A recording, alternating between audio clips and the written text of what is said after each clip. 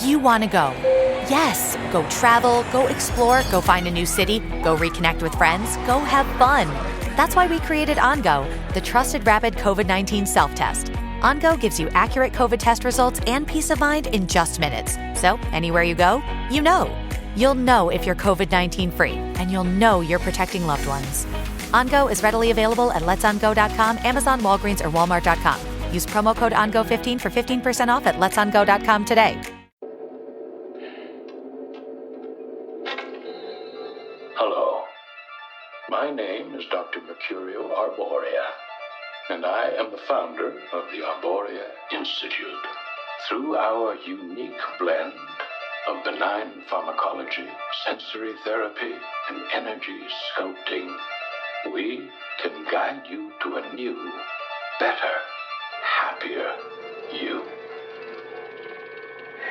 You're about to embark on a great journey. Let the new age of enlightenment begin. What is at stake is more than one small country. It is a big idea, a new world order. It's no longer a theory. What I'm about to say is fact. The secret organizations of the world power elite are no longer secret. They have planned and are now leading us into a one-world communist government. Welcome, useless eaters, to the Odd Man Out podcast, where we talk about hidden history, deep political policy, occult deconstruction, economics, religion, and philosophy. I'm your rabbit hole aficionado, the Odd Man. Welcome. The affirmative task we have now is to actually create a new world order. Public policy could itself become the captive of a scientific, technological elite. And when that first cocaine was smuggled in on a ship, it may as well have been a deadly bacteria so much as it hurt the body, the soul of our country. But take my word for it, this scourge will stop. Welcome, ladies and gentlemen, freaks and geeks and oddities, to the latest OddCast featuring the Odd Man Out. As always, thank you so much for taking your time to hang out with me. It means a lot. Thank you for your support. Thank you for sharing ideas with me, listening to the show. Please share the show and tell others about it, because that's what we need to survive. And if you would like, please become a patron on patreon.com/The Odd Man Out. Thank you very much. If you become a member, you get the show a week early, and I add extras on there for my patrons. Now, let's get down to it. This week, I'm going to do something topical, and I usually don't do that. You guys know that if you listen to the show. I'm more of a history guy because I find it hard and boring, really, to stay on top of the ever-changing news cycle. But this week, I can't help it. The damn Joe Rogan versus Neil Young versus Spotify, the whole thing is literally every other tweet and has been for days. And the same with Boomer Book. It's every other post. So I just wanted to mention a few things that possibly others aren't talking about, or maybe they are, but I've all but given up on listening to other podcasts because it's too much for me to do a show and listen to super serious stuff all the time, because I'm reading constantly very super serious content. And so I don't want to be driven completely and totally insane. So I don't know what other people are writing and talking about, but I will say this. When you think about this, is it exactly what we are being told it is? Is it as simple as Neil Young is worried that misinformation and disinformation about COVID is being spouted on Joe Rogan? So he decides, Spotify, it's either me or Rogan. Is it as simple as that? Well, maybe it is. Maybe it is exactly that. But I kind of feel like there may be something else going on there. I always talk on this show, if you're new, about psychology and reverse psychology, psychological tactics, propaganda, and how our minds and our decisions are molded and controlled.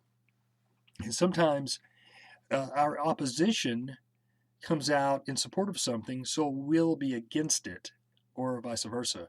And that's just the way everything is controlled nowadays, and the way it's been controlled for a very long time, but now with our digital age, I think it's probably even easier to do that now. I don't know, but there's so many opportunities. And so we're to believe that this whole thing is just as simple, like I said a few minutes ago, as Neil not wanting to have disinformation and misinformation on the same platform as his music. But again, Neil Young, whatever you may think about him, I was always kind of under the impression that he was one of these elitist progressives, ruling class guys. He was very much, I believe, picked and chosen to represent them, even going as far back as when I was a kid, and they kind of gave him his second wind by coming out with Pearl Jam, who was super hot at the time, and they were also kind of seen as that left progressive kind of band, and Viacom, MTV pushed them, and Nirvana like hardcore. And other bands, other grunge bands, didn't get nearly the push that those guys got. Other bands that I thought were better, not that those guys weren't talented and aren't talented, but I always saw them as kind of controlled to a degree by the corporati, and I believe they were. And so they gave Neil Young his kind of like second wind by having him come out with Pearl Jam, and that's when Neil Young kind of got popular again.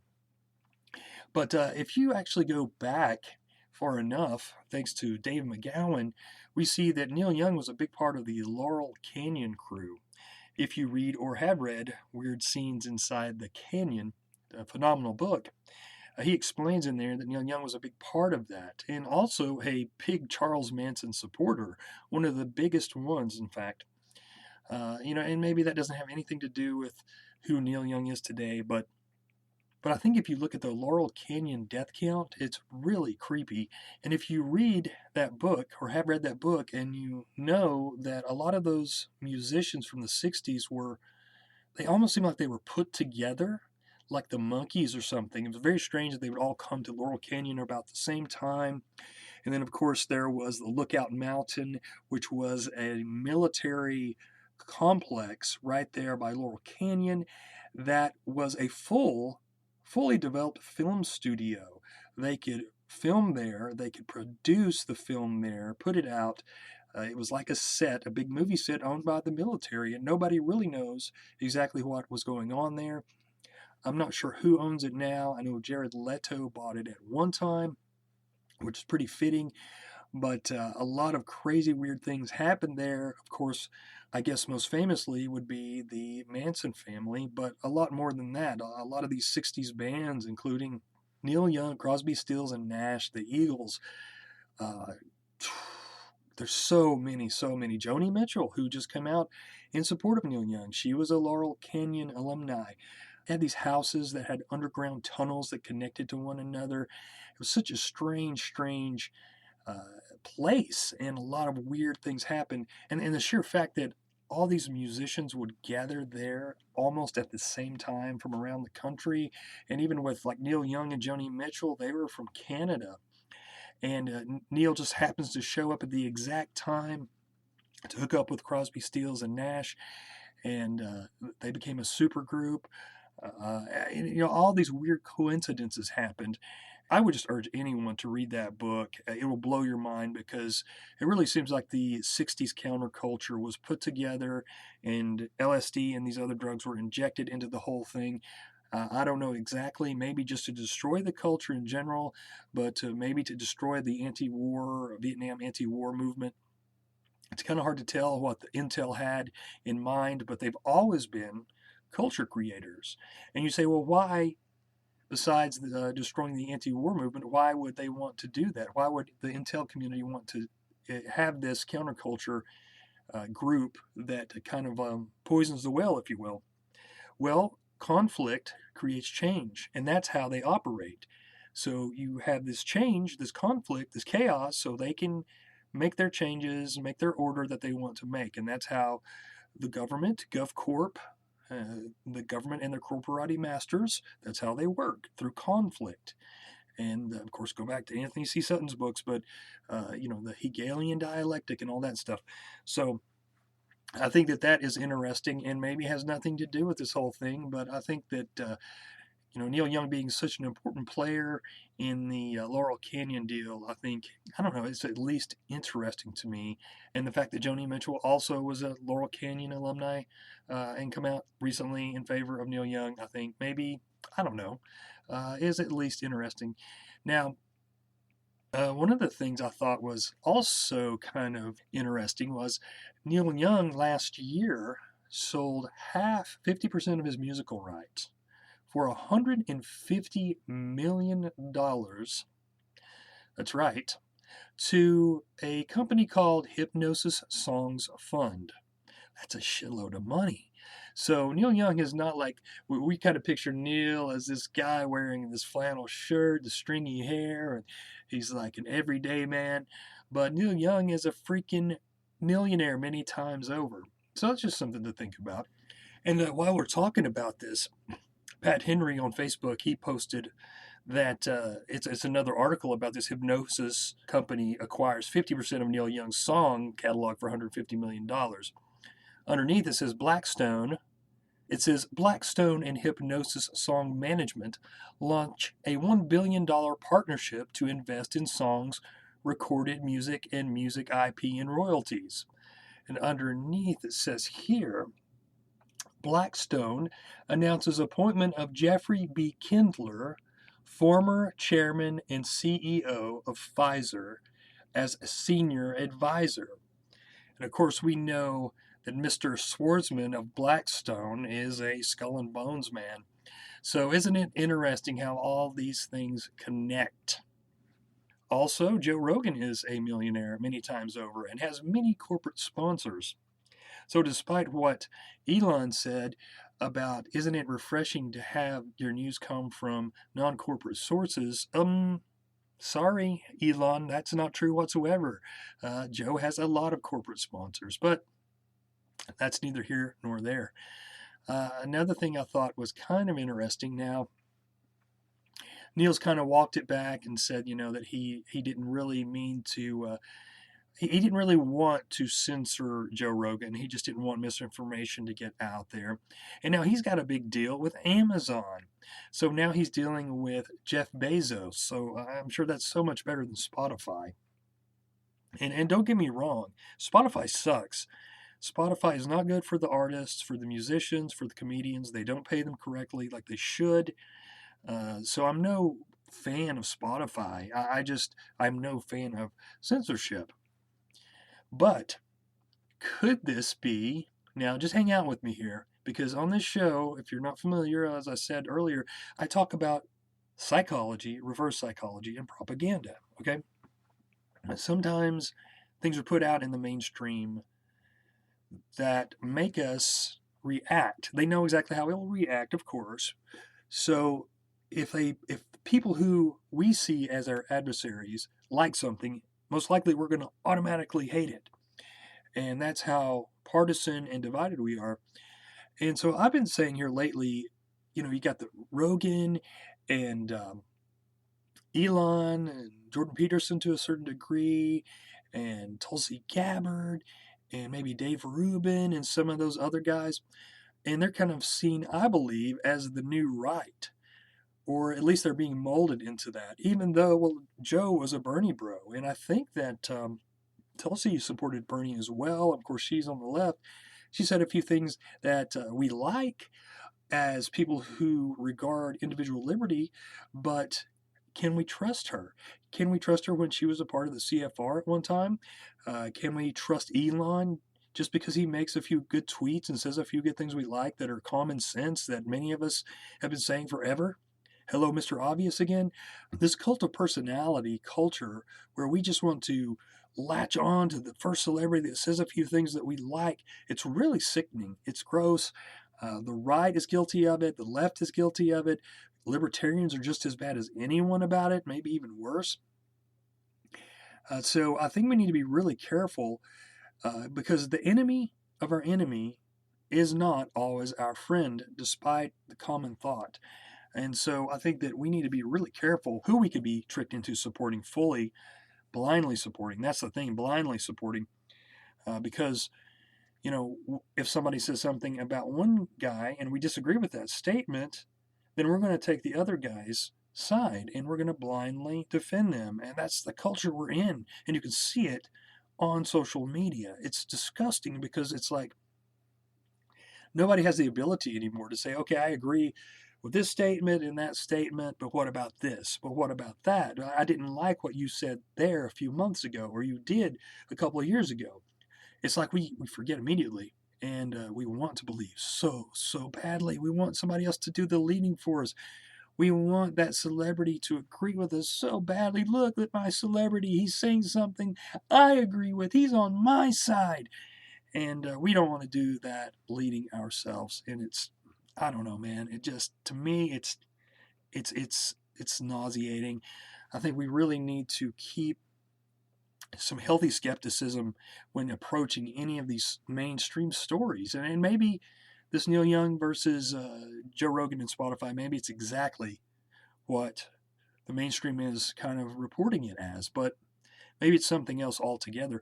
And don't get me wrong, I loathe, I abhor censorship. And I will not support anyone who censors, but I don't know. I just think we should look a little deeper at everything that we're seeing in the mainstream, because the intel community are culture creators. That's what they do, and out of chaos comes order. And we know that there's a new order trying to be built, is being built under the Great Reset right now. So I think we need to be more skeptical than ever and really, really hold the people that we kind of like under a magnifying glass and really hold their feet to the fire. I think with Rogan, sometimes people say, well, he talks about anything he wants. It's completely uncensored.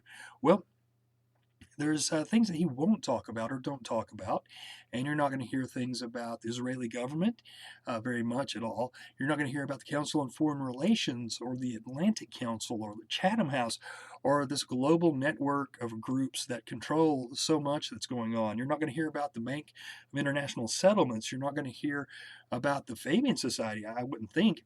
You're not going to hear about the Pilgrim Society. So I think that we need to understand that sometimes it's the things that they won't talk about.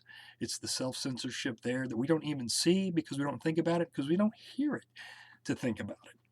But also I think Joe had actually said something recently. Let's look here. This is loudwire.com, so it's like a heavy metal website, but it's talking about Joe. Joe says here that it all started last week when Neil Young first threatened his exit because Spotify is spreading fake information about vaccines, the musician said, potentially causing death to those who believe the disinformation. After Young left the service, artists such as Joni Mitchell and Niels Lofgren, isn't that He-Man? Joined him by pulling their music from Spotify. Young has since partnered with Amazon Music to give out free 4-month trial subscriptions for those wishing to stream his tunes. Yeah, I'm sure it's all about just wanting the fans to have his music. On Sunday, Rogan took to social media to admit in a video that he doesn't always get it right. He vowed to do better. The same day, Spotify CEO Daniel Ek announced the service would start adding a disclaimer to podcasts that discuss COVID. Meanwhile, Rogan marveled, these podcasts are very strange because they're just conversations, and oftentimes I have no idea what I'm going to talk about until I sit down and talk to people. And that's why some of my ideas are not that prepared or fleshed out, because I'm literally having them in real time, but I do my best and they are just conversations. He continued, and I think that's also the appeal of the show. It's one of the things that makes it interesting. So I want to thank Spotify for being so supportive during this time. And I'm very sorry that this is happening to them and they are taking so much from it. Rogan also said, I'm no doctor. I'm not a scientist. I'm just a person who sits down and talks to people and has conversations with them. Do I get this wrong? Absolutely. I get things wrong, but I try to correct them whenever I get something wrong. I try to correct it because I'm interested in telling the truth. The host added, if there's anything that I've done that I could do better, it's having more experts with differing opinions right after I have the controversial ones. I would most certainly be open to doing that, and I would like to talk to some people who have differing opinions on the podcasts in the future. So it seems to me that Joe's kind of agreeing to the fairness doctrine there. That is the one thing, of course, that makes Joe Rogan different, is you're getting those opinions from some experts where the mainstream media, the corporate controlled media, would not allow them to come on. And even though Joe has a lot of corporate sponsors, that is definitely refreshing. But let's be honest here. There are hundreds of great podcasts. There are some great podcasts and great content providers out there that are supplying this information, and experts come on those shows as well to talk about these things, and they don't get even 10% of the heat that Joe Rogan gets. So you kind of wonder if Rogan has been chosen to be the new right. And I believe that's what's going on. I believe that the new right is being built, and it's not conservative, it's not libertarian, although people are going to cling on to it who are conservative and libertarian, because these guys are going to say and have said a few things that they like. And that's really all it takes in this very, very divided culture that we live in. And that's unfortunate. People, as I said earlier, people need to hold the people they listen to, they need to hold their feet to the fire more than ever. Because big sponsors equal censorship, and whether that's self-inflicted or otherwise, it just goes hand in hand. Like I said earlier, it's the things that they don't talk about sometimes, and that's kind of the problem there. And we don't know if they don't talk about it, of course, because it's not on our minds. See, Activist Post had something. Let's see here. I occasionally follow them. It's Caitlin Johnstone, and sometimes she gets on my nerves, but she's talking about Google here.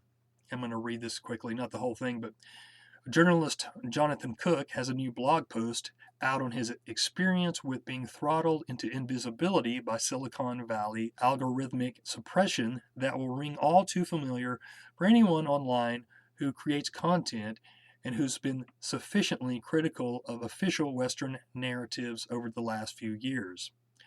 My blog posts once attracted tens of thousands of shares, Cook writes. Then, as the algorithms tightened, it became thousands. Now, as they throttle me further, shares can often be counted in the hundreds. Going viral is a distant memory. I won't be banned, he adds. I will fade incrementally like a small star in the night sky. One among millions, gradually eclipsed as its neighboring suns grow ever bigger and brighter. I will disappear from view so slowly you won't even notice. Cook says this began after the 2016 U.S. election, which was when a major narrative push began for Silicon Valley corporations to eliminate fake news from their platforms, and soon saw tech executives brought before the U.S. Senate and told they must quell information rebellions and come up with a mission statement expressing their commitment to prevent the fomenting of discord online. Of course, this is not anything new to us. I'll read just a little bit more. Arguably, the most significant political moment in the United States since 9/11 and its immediate aftermath was when Democrats and their allied institutions concluded that Donald Trump's election was a failure, not of establishment politics, but of establishment narrative control. From that point onwards, any online media creator who consistently disputes the narratives promoted by the same news outlets who've lied to us about every war has seen their view counts and new followers slashed. By 2017, independent media outlets were already reporting across ideological lines that algorithm changes from important sources of viewership like Google had suddenly begun hiding their content from people who were searching for the subjects they reported on. In case anyone wants to know how Facebook suppression works, I have, of course, 330,000 followers there, but they've stopped showing my posts to many people. Redacted Tonight host Lee Camp tweeted in January 2018, I used to gain 6,000 followers a week. I now gain 500, and FB unsubscribes people without their knowledge, so my total number never increases. I saw my own shares and view counts rapidly diminish in 2017, as well as I saw my new Facebook page follows suddenly slow to virtual standstills. It was until I started using mailing lists and giving India media outlets blanket permission to republish all my content that I was able to grow my audience at all. I won't go on and on, but anyway, we all know this stuff's going on. You can't. I mean, Facebook is unusable unless you're saying things that are just practically common sense that people have been saying forever. It's worthless. And I've been saying forever, how can you get past the people who control these social media sites? They own the software. They know how to program everything. They far beyond anything that most of us will ever know. So I don't think that you can beat them at their own game. Remember, Getter was huge there for about a week, and it's just nothing but I've tried to go on there, and it's stupid. It's just like Trump stuff. That's all it is for the most part. There's a few libertarians on there, but one thing quickly I want to mention before I get out of here is the power of suggestion. Going back to, could we be being fooled by some of the things we see in the mainstream? And of course we are to a degree. We know that, going back to Edward Bernays and crystallizing public opinion and propaganda and all that.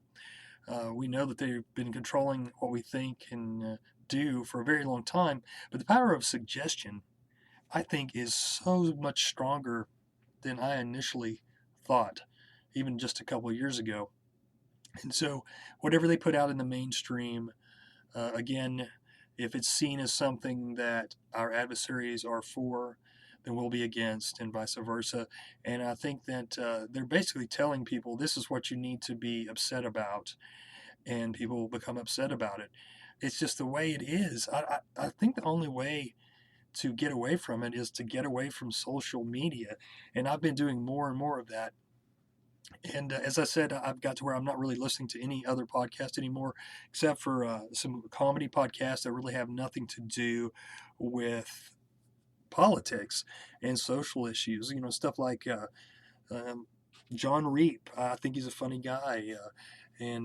So I want to listen to stuff that really has nothing to do with super serious subjects. I want to laugh. And I think that a lot of us need to do that kind of stuff. Find some outlets that don't have anything to do with politics and social issues, and it'll help you to think more clearly about other things. Get away from social media. Have a designated time during the day that you're going to check it out, like for 10, 15 minutes, and then just get the hell away from it, because it's bad. And everybody that you talk to across the board will tell you that when they have gotten away from it, and when they've gotten away from their phone in general, they feel so much better mentally and spiritually. And so that's what I would suggest for everyone. And I thank you so much for checking out this show, man. This is not as long as many shows, but I said earlier I don't usually do a topical show, and I just felt like I needed to, because it's everywhere. It's on my mind, and I wanted to kind of get it off my mind by doing a show about it. And so I hope that maybe it's helped some of you people who listen to this think about the whole situation in a different way. Think about news and things that are coming out in the mainstream in a different way in general, and maybe kind of step back away from the stories that are coming out and think to yourself, is there a different angle? Is there a different motive than what is clear here going on? Am I being directed to think or react in a certain way? What am I supposed to be thinking here, and what is right and what is wrong? And oftentimes tell people that once you join the club, whatever club it is, right and wrong starts to take a back seat to defending the club. And I think that we all could really get away from that at one time or another and think about really what is right and what is wrong with this story, with this article, with this policy, and what should I really be thinking about it. I don't know if that's just my advice for you guys. I hope you're having a great day. Thank you to all my wonderful patrons. Thank you to Jack from Conspiracy or Just a Coincidence. Thank you to Peterson. Thank you to Kevin, Chris, Rooster, Flat, Dark, and Earthy, Thaddeus, Kilowatt, Sir Tim of the Tunnels, Aaron, David, and James. Thank you all, guys, for supporting me. I appreciate it so much. And I look forward to bringing you more content very soon. Probably the next show will be another show on the Pilgrim Society, and maybe the last one, I'm not sure. But bringing it more closer to home with the dates and everything. And then the next should be a Skull and Bones episode, followed by a Bohemian Grove episode, which I've done a deep dive on those. I'm trying to go into these classic conspiracies, get those out of the way so I can bring you some even newer stuff and hopefully mix it up along the way. I hope you liked the episode, The Origins of the U.S. Education System.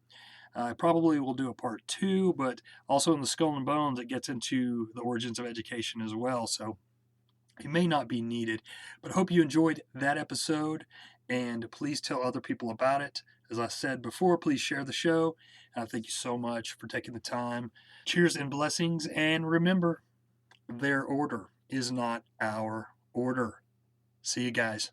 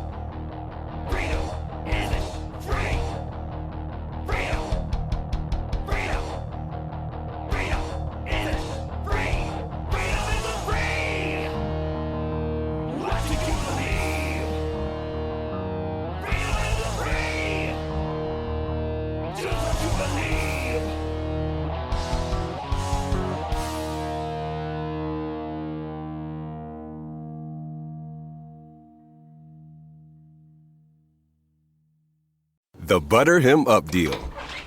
Dad's here. It's ready.